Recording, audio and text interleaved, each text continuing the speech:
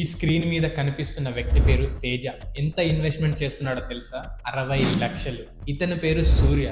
ఇతను ఎంత ఇన్వెస్ట్మెంట్ చేస్తున్నాడో తెలుసా? ₹1,00,00,000. America bro, America. ఒక్కసారి అమెరికా వెళ్తే చాలు, ఎన్ని లక్షలు అప్పున్నా ఎంత లోన్ ఉన్నా ఈజీగా తీర్చేయవచ్చు అంటారా? ఇది వినండి. ఈమె పేరు వర్ష. మాస్టర్స్ ఫినిష్ చేసి 8 months అవుతుంది. తనకు 5 years ఎక్స్పీరియన్స్ ఉంది కోడింగ్ లో. ప్రస్తుతం కన్సల్టెన్సీలో ఉంది. ఈమె పేరు మంజు. గవర్నమెంట్ జాబ్ వదిలేసి మరి అమెరికాకు వచ్చింది. మాస్టర్స్ ఫినిష్ చేసి 4 months అవుతుంది. ఇంకా ఉద్యోగం రాలేదు. తిను కూడా కన్సల్టెన్సీలో ఉంది. ఇలా ఒకరు ఇద్దరు కాదు, మాస్టర్స్ ఫినిష్ చేసి వేల మంది ఉద్యోగం కోసం ఎదురు చూస్తున్నారు 1000 కళ్ళతోటి. ఒక బాధాకరమైన విషయం ఏమిటంటే 90% ఆఫ్ స్టూడెంట్స్ వాళ్ళ సొంత డబ్బులతోటి అమెరికాకి రాలేదు. లోన్ మీద డిపెండ్ అయ్యి అమెరికాకు వచ్చారు. ఫైనాన్షియల్ ప్రెజర్ తట్టుకోలేక, ఉద్యోగాలు లేక, సరైన కెరియర్ ఎంచుకోలేక, పార్ట్ టైమ్స్ చేసుకుంటూ, ఇండియాకి వెళ్ళలేక, ఆత్మాభిమానం చంపుకుంటూ, వర్క్ చేసుకుంటూ ముందుకు వెళ్తున్నారు. అయినా పర్లేదు బ్రో, ఇండియాలో ఉంటే అసలు సక్సెసే కాలేం అంటారా? ఇది వినండి. ఇతని పేరు పవన్. తిని చదువుకుంది నార్మల్ ఇంజనీరింగ్ కాలేజ్. తన శాలరీ ఇప్పుడు 25 lakhs per annum. ఇతని పేరు వంశీ. IITలో చదువుకున్నాడు. వెళ్ళిన సంవత్సరానికే వెనకకు వచ్చేసాడు. తన ప్యాషన్ ని కనుక్కొని కంపెనీ స్టార్ట్ చేశాడు. సక్సెస్ అయిపోయాడు. ఇలా అని అమెరికాకి రాకూడదా అంటే, ఒక్కొక్కరు ఎంత కష్టపడుతున్నారో మనం అందరం చూస్తూనే ఉన్నాం. 2023లో భారతదేశం నుంచి 13 లక్షల మంది విదేశాలకు వెళ్ళిపోయారు. అమెరికాలో ఈ పరిస్థితులు ఎందుకున్నాయి? ఎంత కష్టపడినా, ఎన్ని స్కిల్స్ నేర్చుకున్నా ఉద్యోగాలు ఎందుకు రావటం లేదు? ఈ పరిస్థితులని అర్థం చేసుకొని మనం పెట్టిన పెట్టుబడికి రిటర్న్స్ ఏ విధంగా తెచ్చుకోవాలో ఈ వీడియోలో చెప్పబోతున్నాను. Reality of masters. Hello everyone, if you are new here, my name is Rajashekar. ప్రతి ఒక్కరూ అమెరికాకి వచ్చేటప్పుడు, వచ్చిన తర్వాత ఒక్కటే గోల్, ఎలా అయినా సరే కష్టపడి ఉద్యోగం తెచ్చుకుంటే చాలు, లైఫ్ చేంజ్ అయిపోతుంది. ప్రస్తుతం అమెరికా మాత్రం టాప్ 10 కంట్రీస్ లో కూడా లేదు ఉద్యోగాలు ఇవ్వడం. 2023లో ఇండియా నుంచి 13 లక్షల మంది విదేశాలకు వెళ్ళిపోయారు. ఈ 13 లక్షలలో 65% ఆఫ్ స్టూడెంట్స్ కేవలం 4 దేశాలకు మాత్రమే వెళ్ళారు. UK, Canada, Australia and USA. ఒక్కొక్కరు 38 లక్షల వరకు చదువుకోవడానికి ఇన్వెస్ట్మెంట్ చేస్తున్నారు. మరి ఇంత ఇన్వెస్ట్మెంట్ చేసి సంతోషంగా ఉన్నారా? లేరు. ఉద్యోగాలు తెచ్చుకుంటున్నారా?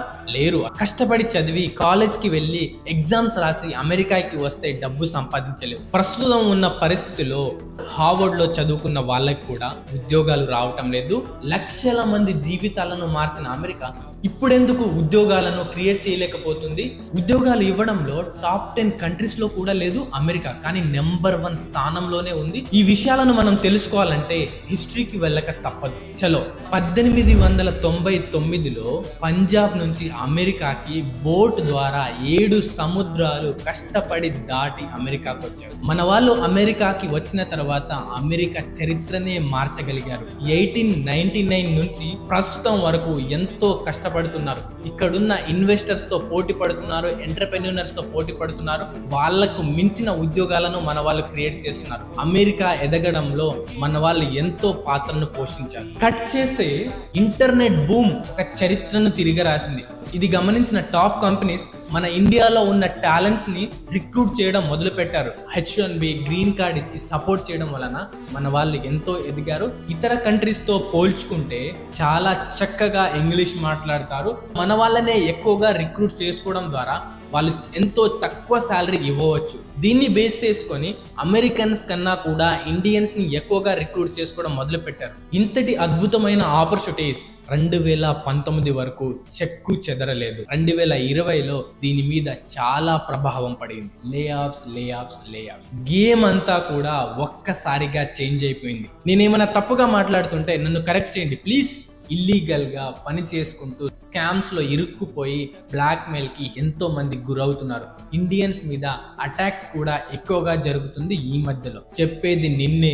మంచి GPA ఉంది, GRE రాశాను, IELTS రాశాను, మంచి యూనివర్సిటీలో అడ్మిషన్ వచ్చింది అంటే సరిపోదు. ఇక్కడున్న చట్టాలను, ఇక్కడున్న రూల్స్ ని నువ్వు ఖచ్చితంగా అర్థం చేసుకోవాలి. ఎడ్యుకేషన్ ప్రస్తుతం ఉన్న ఎడ్యుకేషన్ మాత్రం చాలా యూనివర్సిటీస్ లో క్వాలిటీ మాత్రం లేదు. బికాస్ మార్కెట్ లో నడుస్తున్న టెక్నాలజీ వేరు, యూనివర్సిటీలో చెబుతున్న టెక్నాలజీ వేరు. నువ్వు చదువుకున్న సబ్జెక్ట్స్ కేవలం అసైన్మెంట్స్, ప్రాజెక్ట్స్, రీసెర్చ్ చేయడానికి మాత్రమే పనికి వస్తుంది, కానీ ఉద్యోగం చేయడానికి చాలా వరకు యూజ్ కూడా అవ్వదు. నీకేమైనా యూజ్ అవుతుంది అంటే నీ ఎక్స్పీరియన్స్ మాత్రమే. ఎస్, అమెరికన్ ఎడ్యుకేషన్ డెవలప్ అవుతుంది, కానీ ఎన్ని సంవత్సరాలు పడుతుందో తెలియదు. ప్రస్తుతం ఉన్న టాప్ కంపెనీస్ సర్టిఫికేట్స్ కూడా అడగటం లేదు, కేవలం నీ స్కిల్స్ ని మాత్రమే చూస్తున్నాయి. యూనివర్సిటీలో జరుగుతున్న ఇంకొక ఇంట్రెస్టింగ్ పాయింట్, వన్స్ నువ్వు మాస్టర్స్ ఫినిష్ చేయగానే నీకు ఒక డిగ్రీ సర్టిఫికేట్ చేతిలో పెట్టి గొర్రెలను పంపించినట్టుగా పంపిస్తున్నారు. తర్వాత నీకు ఉద్యోగం వచ్చినా రాకపోయినా వాళ్ళు పట్టించుకోరు. నీతో, నాతో, మన అందరితో వాళ్ళకి సంబంధం లేదు. నువ్వు యూనివర్సిటీలో ఉండగానే ఉద్యోగం తెచ్చుకోవడానికి ప్రయత్నించు. ఇక్కడ చాలా మంది స్టూడెంట్స్ వాళ్ళ జీవితాలను వాళ్ళ చేతులతోటి నాశనం చేసుకుంటున్నారు. ఒక్కొక్కరు 20 లక్షల నుంచి ₹1,00,00,000 వరకు ఇన్వెస్ట్మెంట్ చేసే వాళ్ళు ఉన్నారు. కానీ వచ్చిన తర్వాత ఏం చేస్తున్నారు? పార్ట్ టైమ్స్ చేసుకుంటూ వాళ్ళ లైఫ్ ని స్పాయిల్ చేసుకుంటున్నారు. కొంతమంది ఎడ్యుకేషన్ లో రాణించకుండా ఫెయిల్ అయిన తర్వాత యూనివర్సిటీ చేంజ్ అయిపోతున్నారు. ఇక్కడ ఎవరైనా ఈ వీడియో పేరెంట్స్ చూస్తే మాత్రం మీ పిల్లలకి చెప్పాల్సిన బాధ్యత మాత్రం మీదే. వాళ్ళకు ఫైనాన్షియల్ ఇబ్బంది ఉంటే మాత్రం ఖచ్చితంగా మీరు ఫైనాన్షియల్ గా సపోర్ట్ చేయడానికి ప్రయత్నించండి. ఇది క్యాపిటలిస్ట్ కంట్రీ. కనీసం మంచి నీళ్లు కూడా ఇక్కడ ఎవరు ఫ్రీగా ఇవ్వరు. $1 ఇన్వెస్ట్మెంట్ చేస్తే కానీ ఏది రాదు. మీ పిల్లలకి చెప్పాల్సిన బాధ్యత మీది. మరికొంతమంది అమెరికాకి అద్భుతంగా వస్తున్నారు, ఎన్నో ఆశలతో వస్తున్నారు, కానీ వచ్చి ఏం చేస్తున్నారు? పార్ట్ టైమ్స్ చేసుకుంటూ వాళ్ళ జీవితాన్ని గడిపేస్తున్నారు. పార్ట్ టైమ్స్ చేసి నువ్వు ఎంత సంపాదించగలవు అన్నా? 1 కోటి, 2 కోట్లు, 3 కోట్లు, 4 కోట్లు. నీ జీవితాన్ని నువ్వు మార్చుకోవాలంటే మార్కెట్ కి తగిన స్కిల్స్ నేర్చుకొని ముందుకు వెళ్ళడానికి ప్రయత్నించు. ఇది ఒక్కటే మార్గం.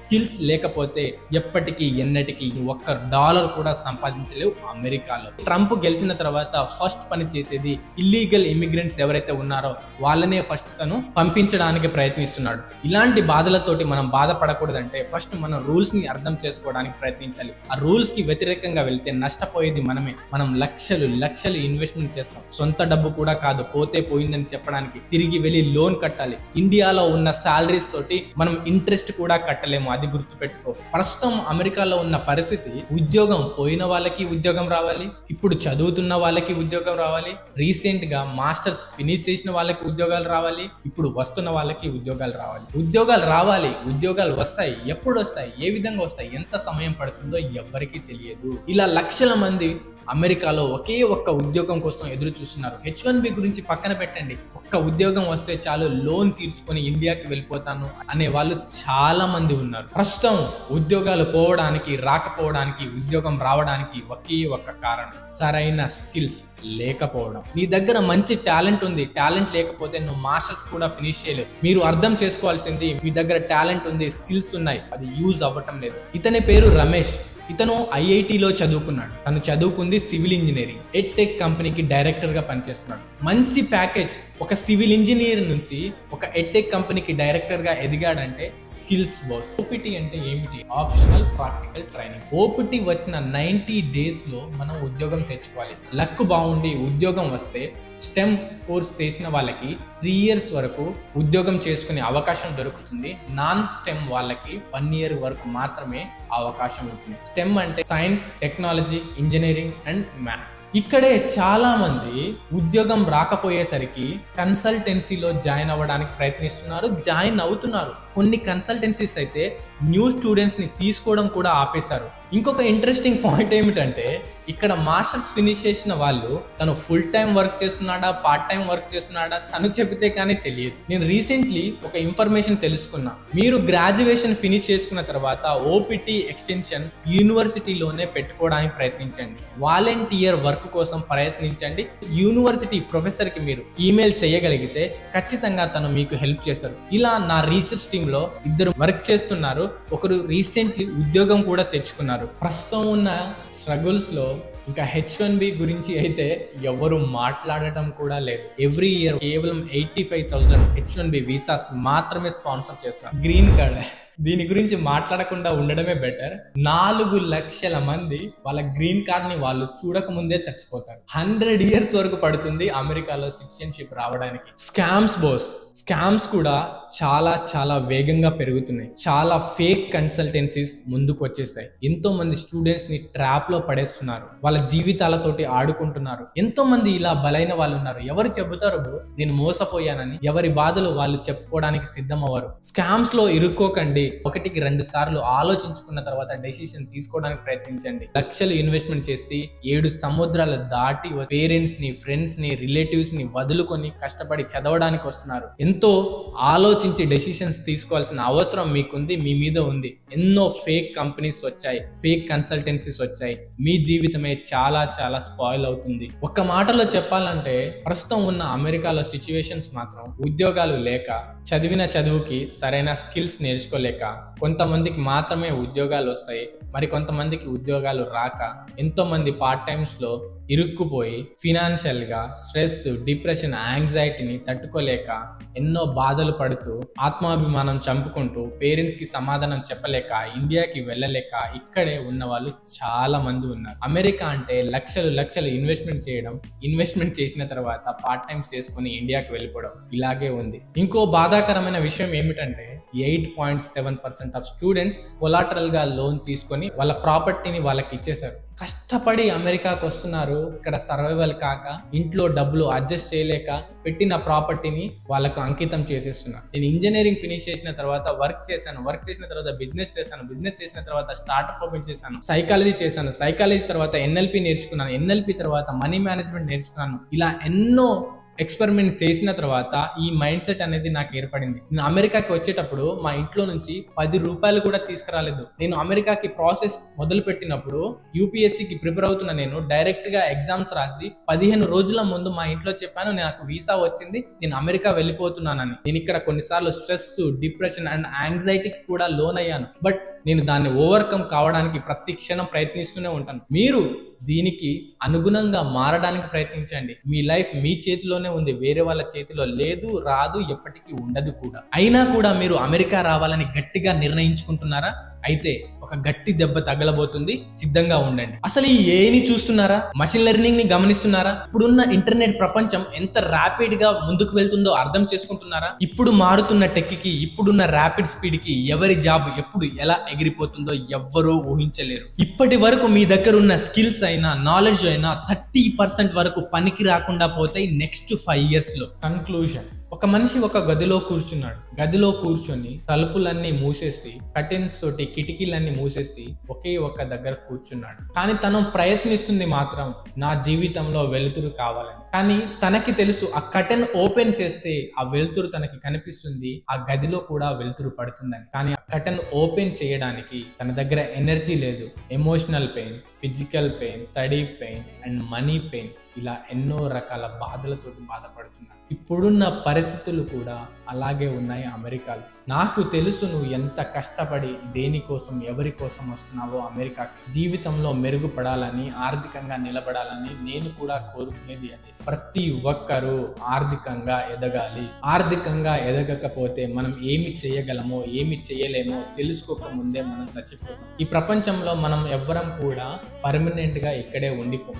ఏదో ఒక రోజు ఖచ్చితంగా చనిపోవాల్సిందే. కొందరు 50 సంవత్సరాలకి, కొందరు 60 సంవత్సరాలకి, కొందరు 70 సంవత్సరాలకి, కొందరు 80 సంవత్సరాలకి, మరి కొందరు 100 years కి చనిపోతారు. మన జర్నీలో మాత్రం మనం స్లోగా డెత్కు మాత్రం చేరుకుంటాం. నువ్వు వద్దన్నా అది జరిగి తీరుతుంది. కానీ మనం ఇక్కడ గమనించవలసింది మనం ఎలా బతుకుతున్నాం అనేది. మనం తెలుసుకోకపోతే చాలా పోగొట్టుకున్న వాళ్ళం అవుతాం. ఎవరి కోసం కష్టపడుతున్నావు? దేనికోసం కష్టపడుతున్నావు? వేరే వాళ్ళ జీవితాల కోసం బతుకుతున్నావా? నీ జీవితం కోసం బతుకుతున్నావా? ఏం సాధించాలని అనుకుంటున్నావు? ఏం సాధించకూడదని అనుకుంటున్నావు? ఒక్కసారి దాన్ని నువ్వు అర్థం చేసుకోగలిగితే, నీకు కావాల్సింది నువ్వు చేసుకోగలిగితే, నువ్వు ఎక్కడున్నా కూడా రాజులాగా బతకగలవు. డబ్బు కావాలి, డబ్బు సంపాదించడానికి ఎన్నో మార్గాలు ఉన్నాయి. దానికి కావలసినవి స్కిల్స్. ఇక్కడ చేస్తున్న హార్డ్ వర్క్ తక్కువ అయితే కాదు బోస్. నా సమయాన్ని నేను నా కోసం ఉపయోగించుకోవటం లేదు. అమెరికాకి రండి, కెనడాకి వెళ్ళండి, ఆస్ట్రేలియాకి వెళ్ళండి, ఎక్కడికైనా వెళ్ళండి. మీ జీవితాన్ని మాత్రం అనవసరమైన రీజన్స్ తోటి మాత్రం బాధ పెట్టకండి. మన అందరికీ చాలా చాలా లిమిటెడ్ టైం మాత్రమే ఉంది. ఈ లిమిటెడ్ టైంలో ఏమి చెయ్యాలో నిర్ణయించుకునేది మాత్రం నువ్వు, నీ జీవితానికి నువ్వు మాత్రమే. Thank you so much. జై హింద్.